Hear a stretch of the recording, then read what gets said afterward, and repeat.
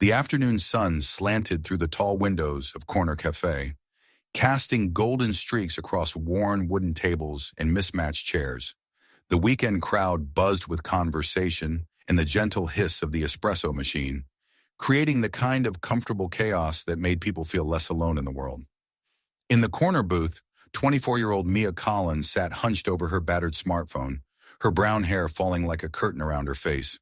She wore a faded denim jacket over a simple white t-shirt, both showing the kind of wear that came from being loved too long and washed too often.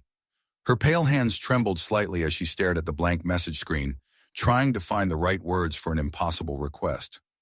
The phone was ancient by today's standards, a hand-me-down from her mother that had a cracked screen and a battery that died without warning. But it was all Mia could afford, and right now, it represented her only lifeline. She took a shaky breath and began typing, her thumb moving slowly across the worn keypad. "Hey Sarah, I know I've already asked for so much, but Mom's medication ran out yesterday, and I can't afford the refill until next Friday. Could I borrow $50? I promise I'll pay you back as soon as I get paid. I'm so sorry to ask again." Mia stared at the message for a long moment, her heart pounding with a mixture of shame and desperation. 3 months ago, she never could have imagined herself begging friends for money. But 3 months ago, her mother hadn't been diagnosed with diabetes, and her 15-year-old brother Tommy hadn't been depending on her to keep their small family afloat. She closed her eyes, whispered a small prayer to whoever might be listening, and hit send. The response came faster than she expected, making her phone buzz against the table with surprising urgency. But when Mia looked at the screen, her blood ran cold. The message hadn't gone to Sarah. Instead, her desperate plea had been sent to a number she didn't recognize. A number that was now calling her phone with an insistent ring that made several cafe patrons look in her direction. Mia's hands shook as she declined the call, her mind racing. Who had she texted? How had she made such a horrible mistake? She was always so careful with numbers, double-checking everything because she couldn't afford errors. Her phone buzzed again. This time, it was a text message from the unknown number. "I received your message. Are you safe? Do you need immediate assistance?" Mia stared at the words, her heart hammering against her ribs. A stranger had just read her most vulnerable moment, her desperate plea for help. She quickly typed back, "I'm so sorry. Wrong number. Please ignore that message." The response came within seconds. "I don't ignore people in need. Are you currently in danger? Where are you?" Mia's hands were shaking so badly now that she could barely type. Who was this person? Why were they asking if she was safe? In her panicked state, she found herself typing the truth. "I'm at Corner Cafe on 5th Street, but really, I'm fine. It was just a mistake." "Stay where you are. I'm sending someone to help you. Don't be afraid." Before Mia could respond, another message appeared. "Whatever you're going through, you don't have to face it alone. Help is coming." Mia stared at her phone in complete bewilderment. In the space of 5 minutes, her small mistake had somehow connected her with a stranger who seemed genuinely concerned about her welfare. She looked around the cafe nervously, wondering if this was some kind of scam or if she'd accidentally stumbled into something dangerous. But there was something about the tone of the messages, direct but kind, concerned but not pushy, that made her stay in her seat instead of running. 20 minutes later, as Mia sat nursing her third cup of coffee and checking her phone obsessively, a well-dressed man in his 30s entered the cafe. He looked around carefully until his eyes landed on her, the only person sitting alone, clutching an old phone and looking thoroughly terrified. He approached her table slowly, his hands visible and his expression gentle. "Mia?" he asked softly. "I'm Daniel Harris. I think we need to talk. Where are you watching this video right now? At home, at work, or maybe relaxing in a cafe? Let me know in the comments below. I love hearing from each and every one of you." 6 months earlier, Mia Collins had been a junior at State University, majoring in business administration with a 3.8 GPA and dreams of starting her own nonprofit organization. She worked part-time at the campus bookstore, lived in a tiny but cheerful apartment near campus, and spent her free time volunteering at the local literacy center. Life hadn't been easy. It never was when you were a scholarship kid from the wrong side of town. But it had been hopeful. Mia had believed, With the fierce determination of someone who'd never been given anything for free, that education was her ticket to a better life for herself and her family. Then her father had his second heart attack. The first one, 2 years earlier, had been a warning. Robert Collins had spent 3 days in the hospital, came home with a list of medications and lifestyle changes, and promised his family he'd take better care of himself. But stress, genetics, and 30 years of working construction had other plans. The second heart attack killed him instantly. One moment he was laughing at something Tommy had said over breakfast, and the next he was gone, leaving behind a wife, 2 children, and medical bills that would have buried them, even if he'd survived. Mia had withdrawn from school immediately. There was no choice. Her mother, Patricia, was too devastated to work, and 15-year-old Tommy needed someone to ensure he stayed in school instead of dropping out to help support the family. The life insurance payout was a joke, barely enough to cover the funeral expenses.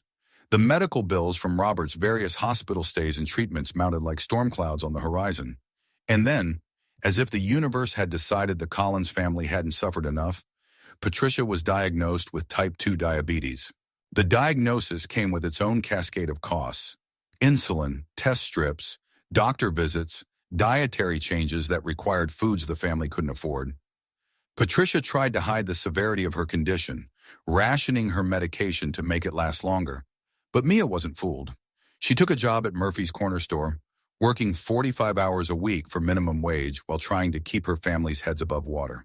The job was mind-numbing: scanning groceries, stocking shelves, dealing with customers who looked through her as if she were invisible. But it paid just enough to cover the basics. The problem was that the basics kept expanding. First, their landlord raised the rent. Then Tommy needed new shoes because his old ones had holes that let in the rain. Then Patricia had a diabetic episode that required an emergency room visit they couldn't afford. Mia found herself juggling multiple jobs: the store during the day, cleaning offices at night, walking dogs on weekends. She sold her textbooks, her laptop, even her father's old tools. She applied for assistance programs and filled out forms until her hand cramped, only to be told she made $23 too much to qualify for help. The eviction notice came on a Tuesday morning. 3 months behind on rent, no savings, no family to call for help, and a mother whose health was deteriorating by the day. Mia had sat on her bed that morning, holding the notice in one hand and her phone in the other, scrolling through her contact list and trying to figure out which friends she could ask for help without completely destroying her pride. Sarah Martinez had been her study partner in college, the closest thing to a best friend Mia had ever had. Over the past 6 months, Sarah had helped when she could. $20 here, $50 there. But Mia knew she was already stretching her own budget as a struggling graduate student. But Patricia's medication had run out the day before, and Mia had watched her mother try to hide the shaking in her hands during breakfast. $50 for a prescription refill. Such a small amount for most people, but it might as well have been $50,000 for the Collins family. That afternoon, Mia had walked to Corner Cafe because she couldn't bear to send such a humiliating message from her own home, where Tommy might overhear and Patricia might see the desperation in her daughter's eyes. She'd ordered a single coffee, the cheapest thing on the menu, and sat in the corner booth trying to compose a message that didn't sound like begging, even though that's exactly what it was. The irony wasn't lost on her. 2 years ago, she'd been tutoring other students in business communication, helping them craft professional emails and presentations. Now she was struggling to find the words to ask a friend for grocery money. But this was her reality now. No more dreams of changing the world through nonprofit work. No more plans for graduate school or professional success. Just the daily grind of survival, the constant weight of responsibility for 2 people who depended on her completely. As she'd sat in that cafe, typing and retyping her message to Sarah, Mia had wondered if this was what the rest of her life would look like. An endless cycle of near misses and desperate measures, always one crisis away from complete collapse. She had no idea that her simple typing error was about to change everything. The address Daniel Harris had given Mia led to a gleaming 40-story tower in the financial district, the kind of building she'd only seen in movies about successful people living successful lives. As she stood on the sidewalk, craning her neck to see the top floor, Mia felt completely out of place in her thrift store clothes and scuffed sneakers. The lobby was all marble and chrome, with a fountain in the center and security guards who looked like they earned more in a month than Mia made in a year. She approached the reception desk hesitantly, her voice barely above a whisper when she spoke. "Excuse me, I'm here to see Daniel Harris." "He asked me to come." The receptionist, an elegantly dressed woman with perfectly styled hair, looked Mia up and down with barely concealed skepticism. "Do you have an appointment?" I think so. He texted me this address and asked me to come right away." Before the receptionist could respond, one of the security guards approached. "Miss Collins? Mr. Harris is expecting you. Please follow me." The elevator ride to the 38th floor felt like ascending to another planet. When the doors opened, Mia found herself in a space that looked like something from a luxury magazine. Floor-to-ceiling windows, tasteful artwork, and furniture that probably cost more than her family's monthly budget. Daniel Harris was waiting in his office, a spacious room with a view of the entire city spread out below. He was younger than Mia had expected, maybe early 30s, with dark hair and kind eyes that seemed to see more than they should. "Please sit down," he said, gesturing to a comfortable chair across from his desk. "Can I get you anything?" "Water? Coffee?" Mia shook her head, too nervous to speak. She was still trying to process how her desperate text to Sarah had somehow led her to the office of what was clearly a very successful businessman. "I imagine you have questions," Daniel said gently. "First, let me apologize for the confusion. Your message was meant for someone else, obviously. But when I read it," he paused, seeming to choose his words carefully. "I've been in situations where $50 felt like an impossible mountain to climb. I couldn't just ignore someone reaching out for help." "I don't understand," Mia managed. "Who are you? Why did you want to meet me?" Daniel smiled, but there was something sad in his expression. "My name is Daniel Harris. I'm the CEO of Harris Development Group. We build commercial and residential properties throughout the state." He gestured toward a wall lined with awards and photographs. "I'm successful now, but it wasn't always that way." He walked over to a bookshelf and picked up a framed photograph, a much younger version of himself standing next to an older woman in a hospital bed. "That's my mother," he said softly. "She raised me alone after my father left when I was 12. When I was 16, she was diagnosed with cancer. I spent my senior year of high school working 3 jobs to help pay for her treatments, watching her try to hide how much pain she was in because she didn't want me to worry." Mia felt tears welling up in her eyes. "Did she?" "She survived, thank God. But those years taught me something important about dignity, about what it means to ask for help when you're desperate, and about how rarely people actually receive it." Daniel returned to his desk and pulled out a folder. "After I got your text, I did some research. I hope you don't mind, but I wanted to understand your situation before we met." Mia's cheeks burned with embarrassment. "You investigated me?" "I verified that you were who you seemed to be, yes. A young woman working multiple jobs to support her family after losing her father. A student who had to drop out of college because she couldn't afford to continue. Someone who's been doing everything right but can't seem to catch a break." The tears Mia had been holding back finally spilled over. "I'm not asking for charity," she said fiercely. "I just needed a small loan from a friend. I'll pay it back. I always do." "I know you will," Daniel said quietly. "That's exactly why I wanted to meet you." He opened the folder and pulled out several documents. "Mia, I'd like to offer you a position with my company. We need an administrative assistant who can work flexible hours and has experience managing complex situations under pressure. The salary is $45,000 a year, plus full health benefits for you and your family." Mia stared at him in shock. "I don't have a college degree. I work at a corner store." "You've been managing a household budget, coordinating medical care for your mother, ensuring your brother stays in school, and working multiple jobs simultaneously. That takes more organizational skill than most business school graduates possess." Daniel leaned forward. "But this isn't charity, Mia. I'm offering you this job because I believe you'll be good at it, because you understand what it means to work hard, and because you've proven you don't give up when things get difficult." Mia sat in stunned silence, trying to process what she was hearing. A real job with real pay and benefits. Enough to help her mother, to maybe even think about finishing school someday. But something in her heart, the same pride that had made her father work construction for 30 years rather than accept handouts, made her hesitate. Why? She whispered. Why would you do this for a complete stranger? Daniel's smile was gentle but determined. Because someone helped my mother and me when we needed it most. And because I've learned that the best way to honor that help is to pass it forward. Mia stared at the job offer in her hands, the numbers and benefits blurring together through her tears. $45,000 a year, health insurance, flexible hours. It was everything she'd dreamed of and more than she'd dared hope for in her darkest moments. But as the initial shock wore off, a different emotion began to take its place. Suspicion mixed with pride, creating a cocktail of emotions that made her stomach churn. This is too much, she said quietly, setting the papers back on Daniel's desk. You don't even know me. I know enough, Daniel replied. I know you're responsible, hardworking, and resourceful. I know you care about your family enough to sacrifice your own education for them. Those are exactly the qualities I need in an assistant. Mia shook her head, standing up abruptly. No, this isn't right. People don't just offer jobs to strangers who text them by mistake. This is charity, and I won't take charity. Daniel's expression remained patient, but Mia could see the determination in his eyes. Mia, this is a legitimate job offer. You'd be working for it, earning it every day. Would I?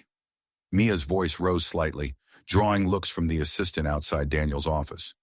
Or would I be your pet project, the poor girl you rescued to make yourself feel better? The words hung in the air between them, harsh but honest. Daniel leaned back in his chair, clearly choosing his response carefully. Is that really what you think this is? Mia's eyes filled with tears again, but this time they were tears of frustration and anger. I think rich people sometimes like to play savior. I think you read my text and saw an opportunity to be the hero in someone's story. And what if I did? Daniel asked quietly. What if helping you also helps me feel like I'm making a difference? Would that make the job less real? Would it make your paycheck worth less? Mia picked up her worn purse and headed toward the door. I don't want to be someone's good deed, Mr. Harris. I want to earn my way. I want to succeed because I'm capable, not because I'm pitiful. Mia, wait. But she was already at the door, her hand on the handle. She turned back one last time, her voice thick with emotion. Thank you for wanting to help. Really. But I need to know that anything I achieve is mine, that I've earned it through my own efforts. I hope you understand. The elevator ride down felt like falling. With each floor that passed, Mia second-guessed her decision. $45,000, health insurance for her mother, a chance to work normal hours, to maybe even think about going back to school eventually. But as she walked out into the afternoon sunlight, past the fountain in the marble lobby, and the life she'd just walked away from, Mia felt something she hadn't experienced in months. Pride. She might be broke, she might be desperate, but she still had her dignity. The next weeks passed in a blur of even harder work. Mia picked up extra hours at the corner store, took on additional office cleaning contracts, and started selling handmade crafts online. She collected recyclables on weekends, walking miles through neighborhoods with a shopping cart she'd bought at a thrift store. Patricia watched her daughter's increasingly frantic efforts with growing concern. Mia, honey, you're exhausting yourself, she said one evening as Mia collapsed onto their worn couch after a 16-hour day. Maybe it's time to ask for help. I am helping, Mia replied wearily. I'm helping us. That's not what I meant. Mia knew exactly what her mother meant, but she couldn't bring herself to make that call. The business card Daniel Harris had given her sat in her wallet like a constant reminder of the choice she'd made. Tommy noticed too. Her 15-year-old brother had always been perceptive, and he could see the toll the constant stress was taking on his sister. Mia, he said one afternoon as she helped him with his homework, remember when Dad used to say that being too proud to accept help was just another kind of selfishness? Mia looked up from the math problems they'd been working on. What do you mean? He said sometimes we hurt the people who love us by refusing to let them help because we're more worried about our pride than their feelings. The words hit Mia harder than she expected.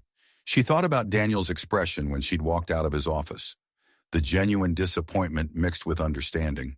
But even as she considered Tommy's words, Mia couldn't shake the feeling that accepting Daniel's offer would somehow diminish everything she'd worked for.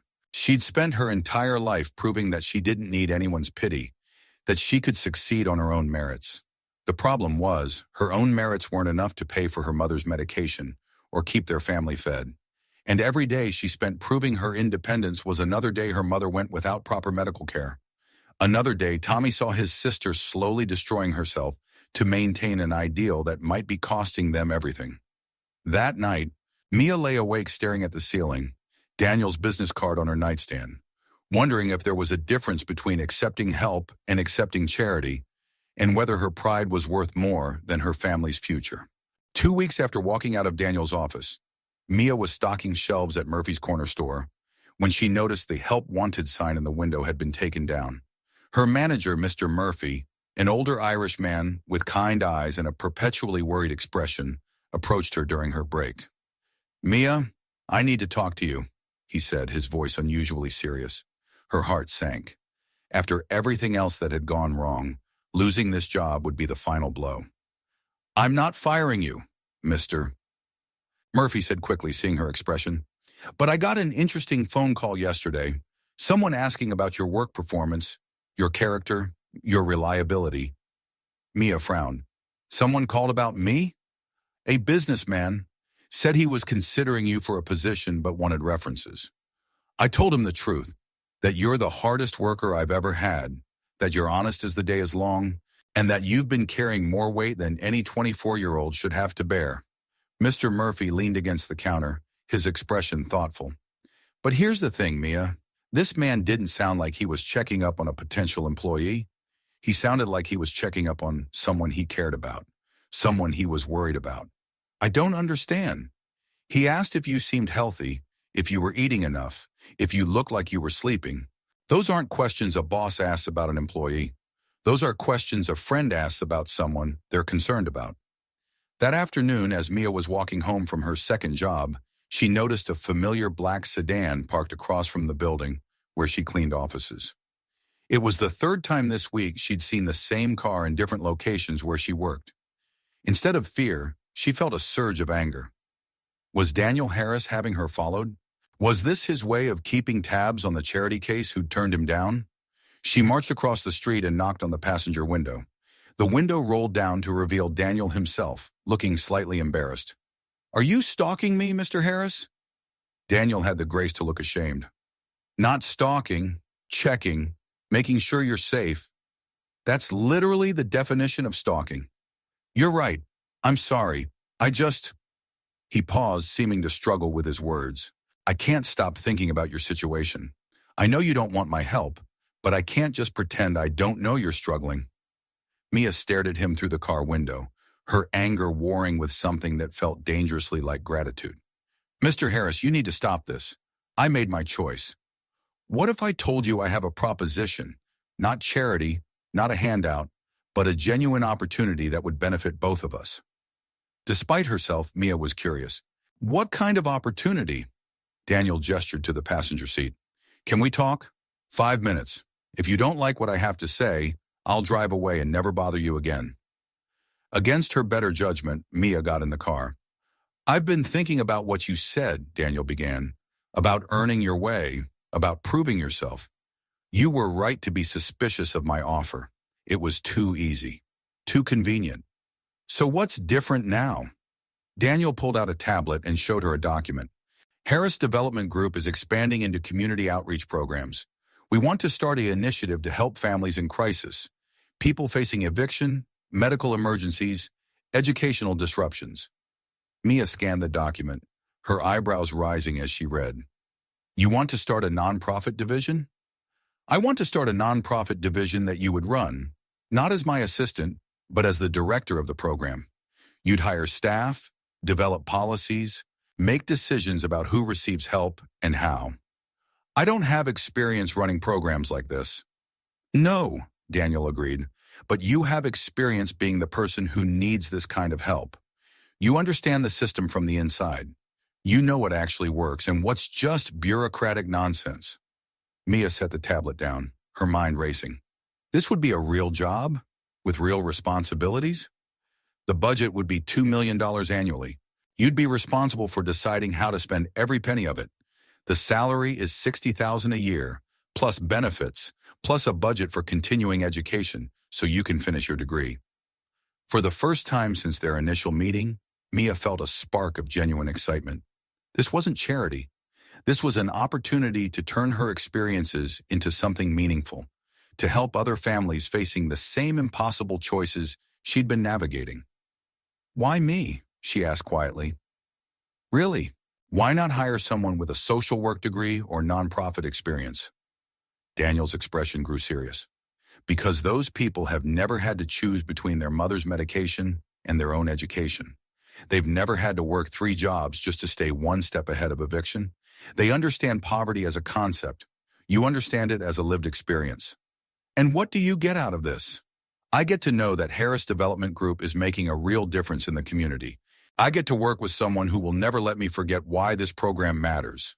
Daniel paused. "And I get to honor the memory of everyone who helped my family when we needed it most."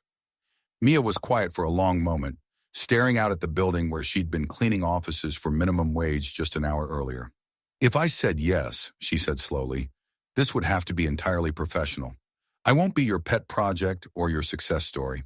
I'll run this program the way I think it should be run, even if that means disagreeing with you. I wouldn't want it any other way. And the first family I want to help is my own.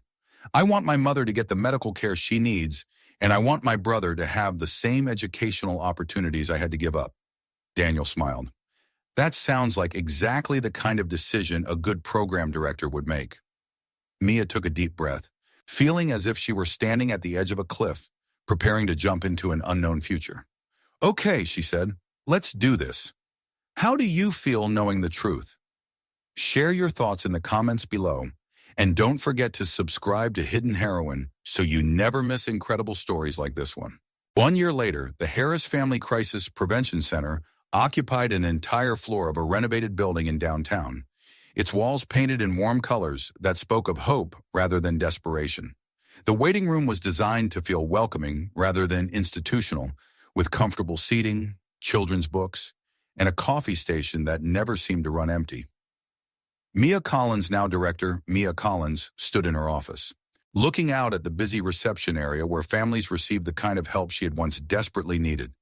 The irony wasn't lost on her that she now sat on the other side of the desk, the one offering assistance instead of asking for it.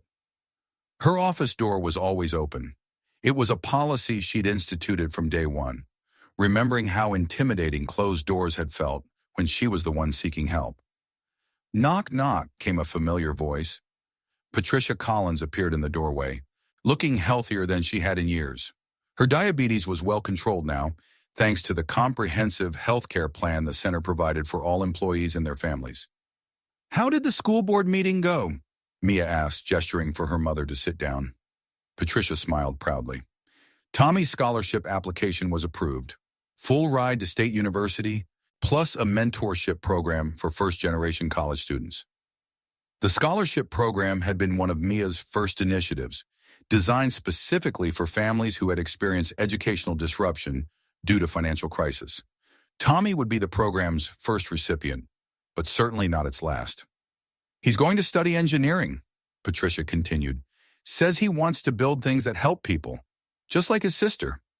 Through her office window, Mia could see the center's main floor bustling with activity.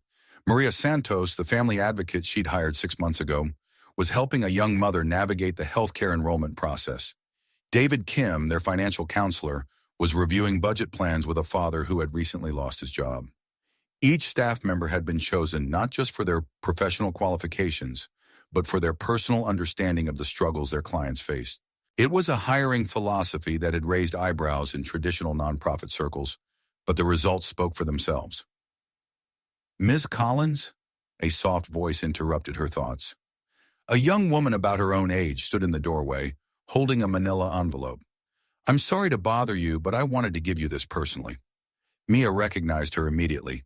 Sarah Chen, one of their first clients. A single mother who had come to them facing eviction after her ex-husband stopped paying child support. "Sarah, how are you? How's Emma?" Sarah's face lit up. "That's what I wanted to tell you. I got the job at the hospital, the one your employment program helped me train for, and Emma starts kindergarten next week. We have our own apartment now and she paused, her eyes filling with tears.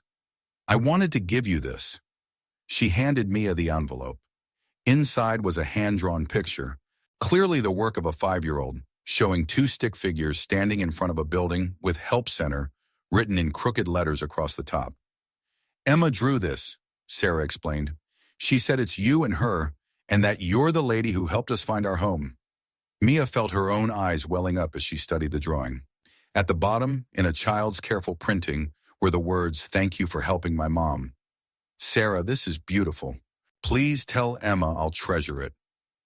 After Sarah left, Mia sat alone in her office, holding the drawing and thinking about the chain of events that had brought her here. A desperate text sent to the wrong number, a stranger's unexpected kindness, her own stubborn pride nearly sabotaging everything. And finally, the realization that accepting help didn't diminish her worth. It simply connected her to a larger community of people who understood that everyone needs assistance sometimes. Daniel appeared in her doorway, carrying 2 cups of coffee. It had become their weekly tradition, a Friday afternoon check-in that was part business meeting, part friendship. Good week? He asked, settling into the chair across from her desk. Mia held up Emma's drawing. The best. You know, Daniel said, sipping his coffee, when I first got your text, I thought I was helping you. I had no idea you were going to end up helping hundreds of other people. Mia smiled, thinking about all the families they'd assisted, all the crises they'd prevented, all the futures they'd helped secure. Sometime, she said, a simple mistake opens the door to exactly where you're supposed to be. If you believe that one moment of chance can change an entire life, please subscribe to Hidden Heroine. Let's spread these heartwarming stories together.